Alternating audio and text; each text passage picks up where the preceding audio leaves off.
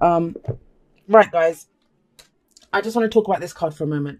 It's coming up for everyone. I think it's going to be a recurring theme. I haven't recorded the outro yet, so maybe I'll talk about this. We'll see. We'll see who else it comes up for, but it's the worst is over. I want to say that, the worst is over with the Ten of Swords. It's already happened. We're not kind of coming in on the scene where they're just standing around getting ready to stab her. It's happened. So don't worry. So let's have a look. We have, and it's weird because it keeps coming up after a really positive energy. So, and it's on its own, isolated. Maybe this week's just like that, just throwing everyone.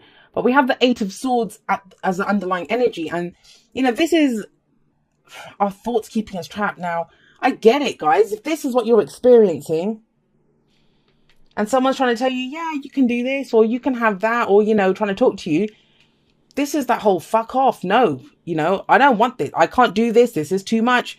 Not doing this. We've got that little voice in our head. I don't want to see it. I don't want to deal with it. I'm going through this. Whatever that chatter is, that's trapping you and saying, no, you have no options. There are no options here. And you might not feel like you have any options, because the Ten of Swords tells you, pull the 10 swords out, get up. It's a new day. Now, if someone actually told you to do that, you'll be, I can't do it. I just can't do this.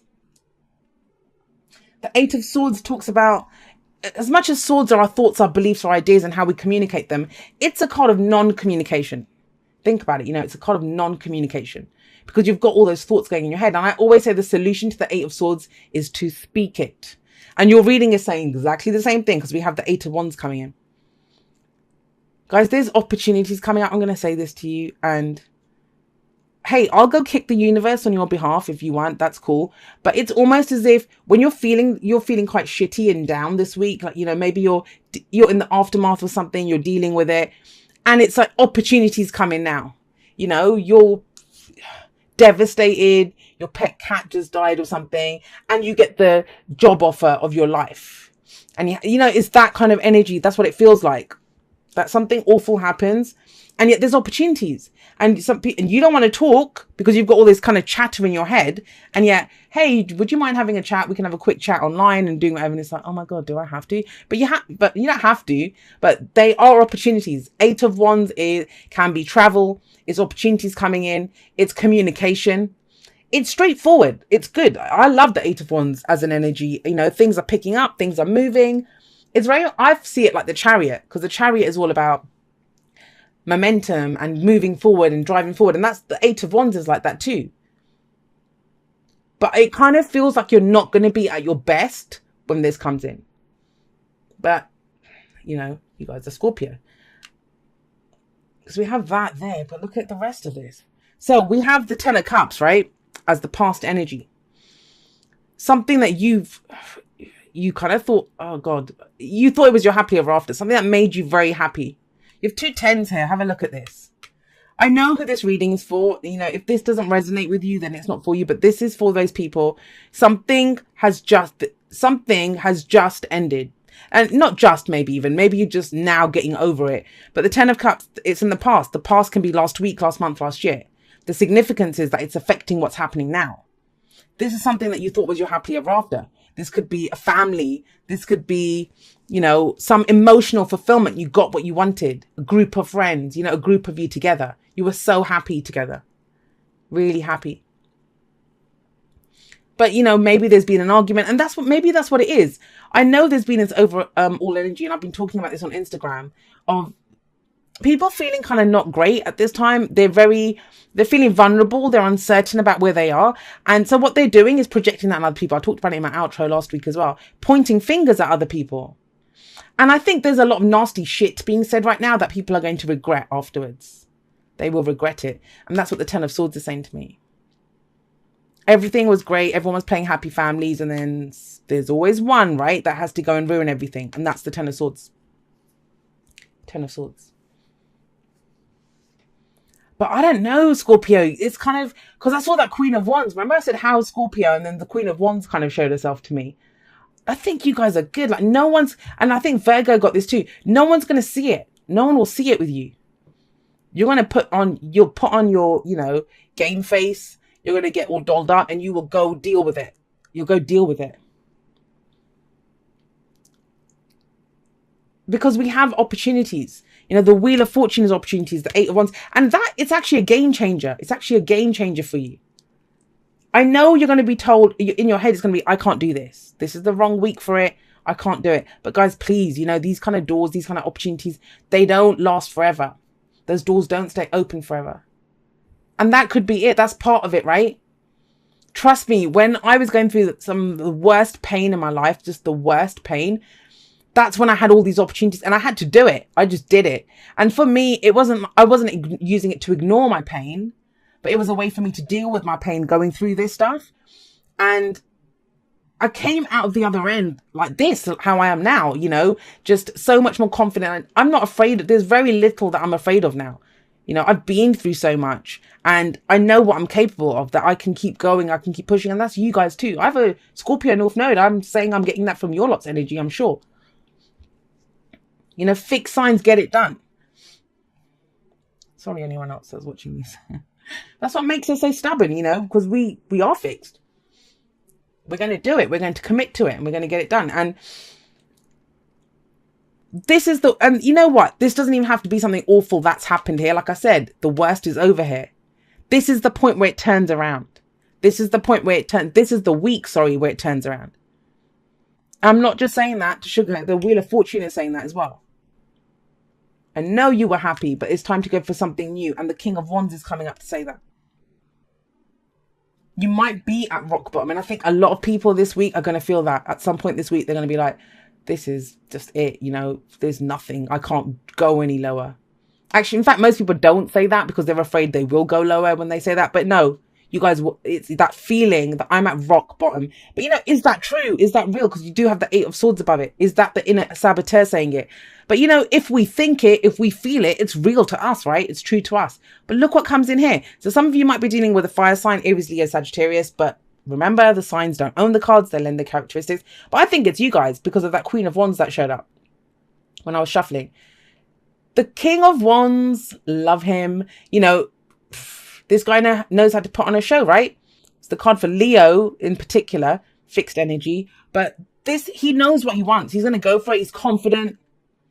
He's very entrepreneurial. He comes up with new ideas. He's very dynamic, very creative. He's always coming up with new things, you know. Well, let's do this. Let's do that. Amazing person to talk to if that's who you're talking to. You know, he's almost muse-like in that if you're feeling like this, a short conversation with this guy is going to get you buzzing. You're going to think, oh my God, yeah, the next album that I wanted to do, or that painting that I wanted to do, or yes, I can go create this. And I know I haven't been specific, but this can be relationship, work, whatever. The thing is, at first when I saw the Ten of Swords, I've been saying, you know, who's capable of hurting us like that? It's usually people that we love, right? But it can happen at work as well. And it's come up so many times now in readings. I'm starting to think it's an energy of next week when something like that happens. Like a few weeks ago, we kept getting the Eight of Wands, right? That was in the present. I know it's there, but yeah. So, and it might be you, that you kind of become the King of Wands, where you are very confident. I don't know. Some of you might be doing the fake it till you make it thing. It works for you though. You guys can rock it because you've got the Eight of Wands, King of Wands coming up here.